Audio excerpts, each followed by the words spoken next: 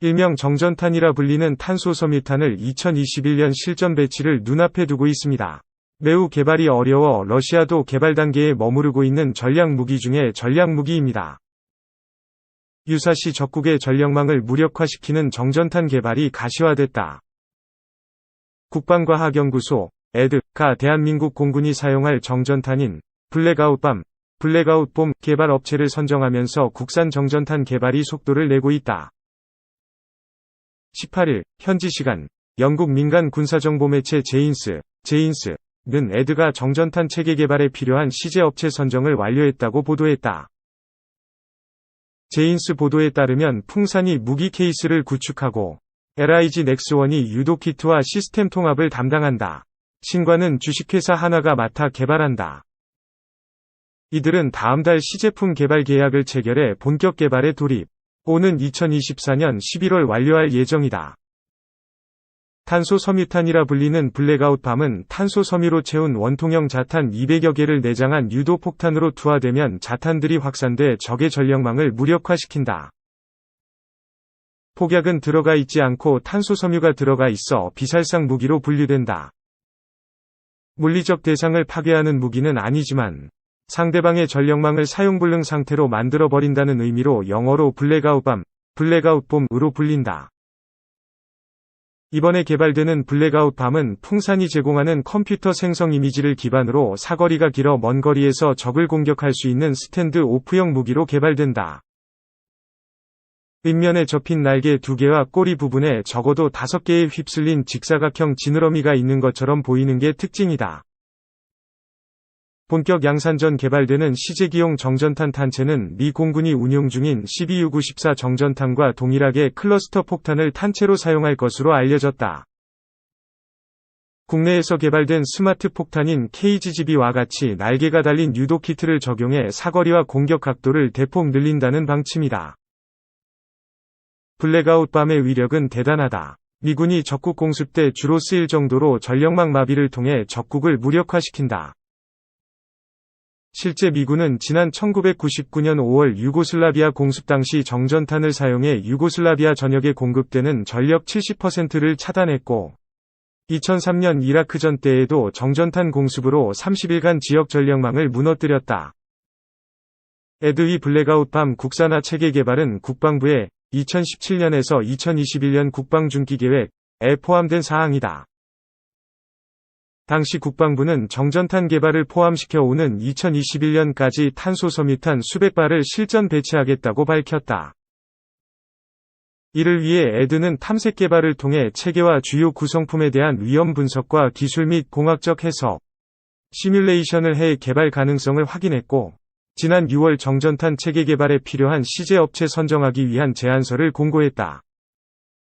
업계 관계자는 적의 전력망을 마비시키는 국산 정전탄 체계 개발이 본격화된다며 다음 달 시제품 개발 계약을 체결한 뒤 오는 2024년 11월 무기 개발을 완료할 것이라고 밝혔다.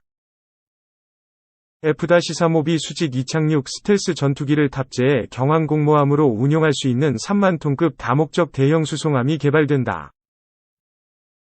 또 전술 미사일을 가득 적재해 적 육상 지역을 집중 타격할 수 있는 5,000톤급 규모의 합동화력함 2건조될 예정이다.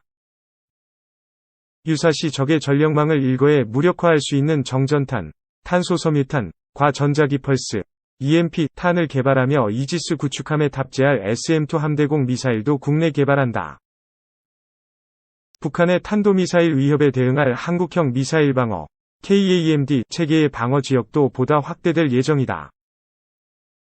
이번 국방중기계획은 대북 억제력을 이전 계획대로 유지하되 주변국 억제력 확보에 초점이 맞춰진 것으로 분석된다.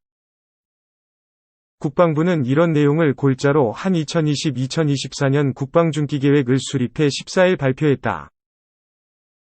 내년부터 5년간 적용될 국방중기계획에는 290조 5천억 원, 방위력 개선비 103조 8천억 원, 전력운용비 186조 7천억 원이 투입된다. 연간 58조 원이 넘는 국방비가 소요되는 것이다. 이런 규모라면 내년부터 매년 국방예산이 50조 원을 돌파할 것으로 전망된다. 올해 국방예산은 46조 6천억 원이다. 이 같은 규모의 국방비를 확충하려면 내년부터 국방 예산이 연평균 7.1%씩 늘어나야 한다. 이는 10년간 연평균 증가율인 4.9%를 크게 웃도는 것으로 노무현 정권 이후 최대 증가에 해당된다. 정부가 국방비를 크게 늘리려는 것은 오는 2022년께로 예상되는 전시작전 통제권 전환에 대비하고 북한 핵미사일 위협에 대한 안보 불안을 해소하려는 취지로 풀이된다. 유사시 항공모함으로 활용될 다목적 대형 수송함이 신규 건조된다. 단거리 이착륙 전투기 F-352가 탑재될 이 함정은 2030년 건조가 목표로 가격이 비싼 F-352 전투기 20여 대를 미국에서 들여올 예정이다. 유사시 적 육상 지역 표적 타격을 위한 합동화력함도 국내에서 건조한다. 5,000톤급 구축함 선체에 각종 미사일만 150에서 250기를 탑재하는 이 함정은 미국이 냉전기에 구상했던 에스널식 탄약고함 위 축소형이다. 한국형 구축함에 탑재하는 스엠 2급 함대공 미사일도 국내 개발한다. 북한 탄도미사일 위협에 대응해 KAMD 체계의 방어 지역이 확대되고 요격 능력도 향상된다. 탄도탄 조기경보 레이더 2대, 탐지거리 800km 이상, 및 이지스 구축함 레이더, SPY-1D를 추가해 전방향에서 날아오는 북한 미사일 탐지 능력을 확보할 계획이다. 패트리엇과 철매를 성능 개량에 배치하고 장거리 지대공 미사일, LSAM을 개발 완료해 북한의 신형 단거리 탄도미사일 요격 능력을 확보할 방침이다. 국방부는 탄도탄 작전통제소 성능 개량을 통해 동시 처리 표적을 현재보다 8배 이상 향상시키고 다른 탐지 요격 무기체계와의 연동 능력도 2배 이상 높일 것이라고 설명했다. 북한의 핵과 미사일 시설 등 전략 표적 타격을 위해 지상 함정 잠수함 전투기에서 발사하는 정밀유도탄을 확충하고 정전탄과 전자기펄스탄 등 비살상 무기 체계를 개발한다. 군은 또 F-15K 전투기의 레이더를 AESA 레이더로 교체하는 등 성능 개량에 착수하고 A-400M급 대형 수송기를 추가 확보해 전시항공 수송 능력 보강과 평시재해 재난 지원 등 재외국민 보호에 투입할 계획이다. K121 전차 성능 개량, 소형 무장헬기 공대지 유도탄, 공중중계무인기, 소형 정찰 로봇, 링스 헬기 성능 개량, 무인 수상정, 해안감시 레이더, 대형 수송기 2차 사업, 레이저 대공무기, 고출력 레이저 의성 추적 체계 등의 신규 사업이 추진된다. 3,000톤급 잠수함도 추가 건조한다.